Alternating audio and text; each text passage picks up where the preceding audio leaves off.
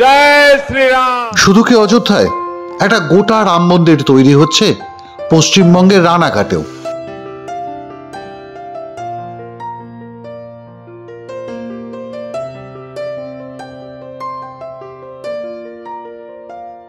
তবে আসল রাম মন্দিরের হুবহু রেপ্লিকা, আকারে মাত্র 1.5 ইঞ্চি লম্বা, বলা যেতে পারে এই সময়ের ক্ষুদ্রতম রাম মন্দির।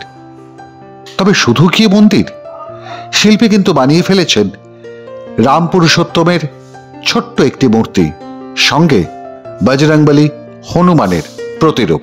আমি এটা হঠাৎ করেই ভাবছি রাম মন্দির উদ্বোধন হচ্ছে 22 তারিখ, তা 4-5 দিন ধরে আমি এটা কাজটা কন্টিনিউ করছি। করে আমি 1/2 ইঞ্চির একটু উপরে রামের একটা মূর্তি করেছি, আর 1-1.5 ইঞ্চির মতো রাম মন্দির, আর পাশে আমাদের বজরংবলী। এটা আমি 4-5 দিন ধরে করছি। তা রাম মন্দির একটা আমাদের বিশাল, মানে এখন একটা কি বলবো, বিরাট আনন্দের বিষয় যে নতুন করে আমরা রাম মন্দির দেখতে পাবো অযোধ্যাতে। তা এর জন্য আমার ইচ্ছে রাম মন্দির করা, এবং করলাম।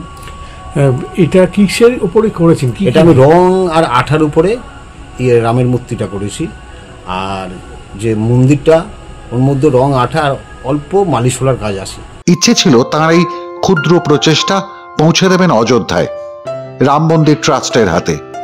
পরিস্থিতির প্রতিকূলতায় সম্ভব হয়নি, সে কারণেই দ্বিতীয় ভাবনা মগজে, যদি কোনো মিউজিয়ামে সাজিয়ে রাখা যায় এই রাম মন্দিরের রেপ্লিকাটি। এটা রাত জেগে রাত 12টা একটা অব্দি কাজ করেছি। 5 দিনে এই কাজটা করতে আমার মিনিমাম অন্তত 20 থেকে 22 দিন লাগতো, যেহেতু একদম আসন্ন 22 তারিখ। তা আমি প্রায় 4-5 দিন কন্টিনিউ ডেলি 12 ঘন্টা করে কাজ করেছি, করে এই আজকে মোটামুটি কমপ্লিট করেছি আর কি। এটা কোথাও দিতে যান না? আমি এটা রাম মন্দিরে যদি কোনো মিউজিয়ামে এটা নেয়, আমি দেওয়ার খুব আগ্রহী।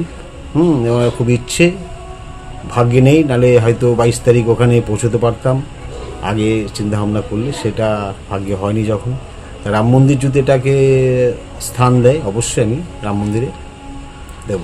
আসলে অযোধ্যার রাম মন্দির উদ্বোধনকে ঘিরে গোটা দেশে যে সাড়া পড়েছে, তার থেকে ব্যতিক্রম নয় বাংলাও। বাংলার আনাচে কানাচে উৎসাহী শিল্পীরা তাদের মনের মতন করে সাজিয়ে তুলতে চাইছেন নিজেদের কল্পনাকে, নিজেদের রামকে।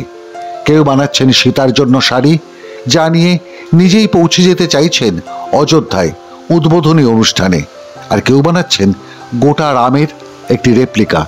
এও এক ভালোবাসার প্রকাশ রামের প্রতি, রামায়ণের প্রতি। মাধ্যম ব্যুরো রিপোর্ট।